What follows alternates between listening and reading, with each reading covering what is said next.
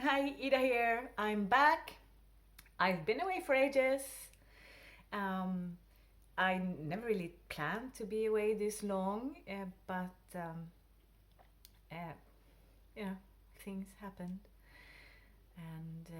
But in the last few days, I've been noticing a tag. It was Heather Carter that started it, and it's called 31 Days of Witchcraft. And I thought that was a really nice tag, so I thought I'd just join in. Today is actually day 6 of this tag. The idea is to make a video every day in May, or at least there is one question for each day in May. So today is day 6. I thought I'd start with that, and then I see if I can catch up with the others later. I'm just gonna pause for a sorry about that. And so day 6, the question is, do you incorporate environmental consciousness and sustainability into your craft? I had to read because I can't keep anything in my head. Sorry. Yes, I do. Sustainability is something that I feel very strongly about, and that is very important to me. Partly because as a pagan, at least like my kind of paganism, I view the world around us, and specifically the natural world, as sacred. So it wouldn't make any sense to destroy it.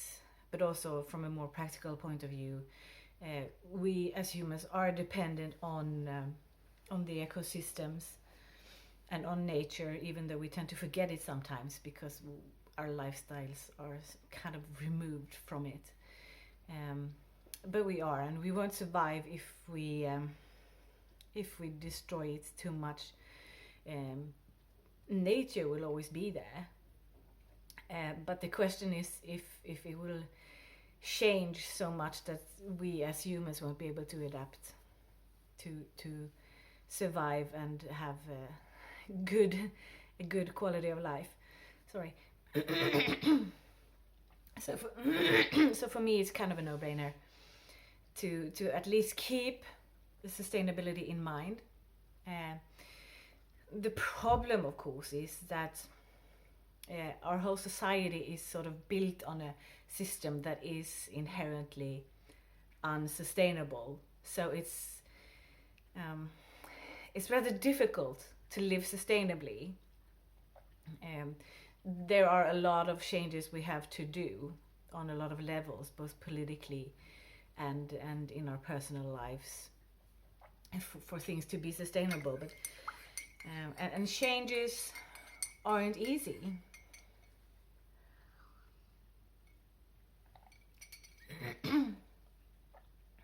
But we can all do something. At the very least, we can try to be aware and stay informed, which is not necessarily easy either, because there is a lot of information out there to sift through, and not all of it is good information. So it's not always easy to assess like what is actually the sustainable alternative. But we can at least try. What I do in my craft is basically the things I do in the rest of my everyday life. I try not to buy things unnecessarily. If I have to buy something, I might see if I can find something secondhand first. The things I do buy, I look for sustainable alternatives as much as possible. I'm sorry, I don't know what happened with my throat. It's quite annoying. Luckily, I have chocolate. Chocolate cures everything, just so you know.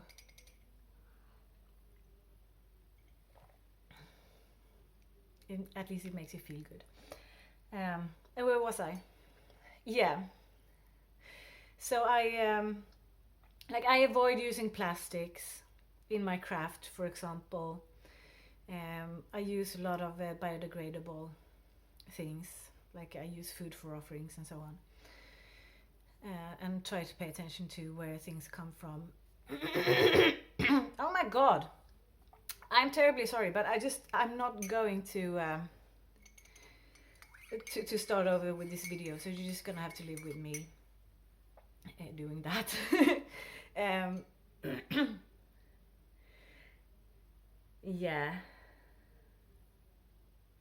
What else? And then, as I said, the things that I do in my ordinary life, like I don't drive. I don't even have a driver's license, so I don't drive all over the place for witchy events or whatever. I try to carpool or take the bike or whatever. I pay attention to what I eat.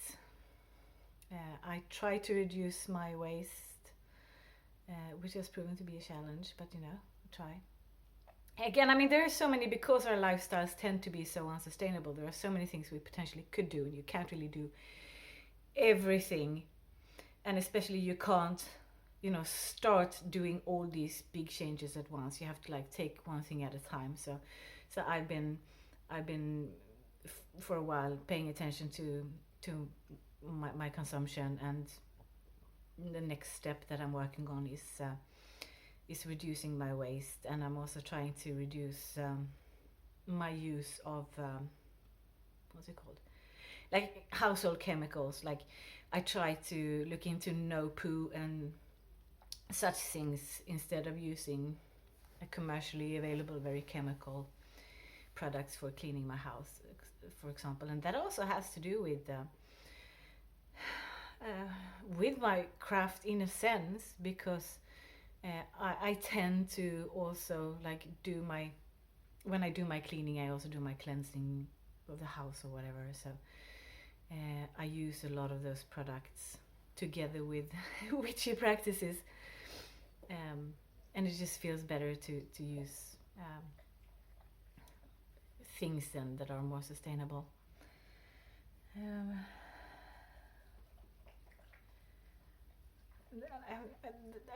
There are probably a lot of small things that I don't think about right now, but my point is that it is important to me. It's something that I do pay attention to, and it's something that I actually feel that everyone should pay attention to, because if you don't, you're not just like ruining things for yourself, you're ruining things for everyone else too, and for future generations too.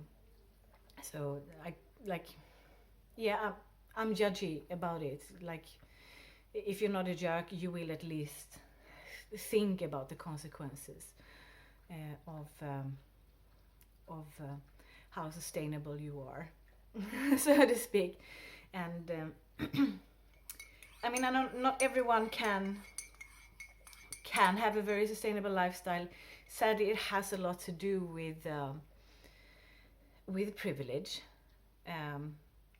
Sustainable alternatives tend to be more expensive, while at the same time, the more money you have, the more unsustainable your lifestyle tends to be, in the sense that you will be a bigger consumer. You will tend to have more of that conspicuous consumption that is so bad for the environment if you have more money, whereas if you don't have as much money, you can't really afford it. So it's like there are two sides to that coin. But anyway, I don't know why I even said that, because that's sort of beside the point. My point is that, you know, everyone can do something, and we should all like try to do our best, and you know, just take responsibility of your own actions, like with everything else. Yeah, I think that's all I have to say, really. If you like this, please subscribe. If you have any questions, don't hesitate to ask. Thanks for watching.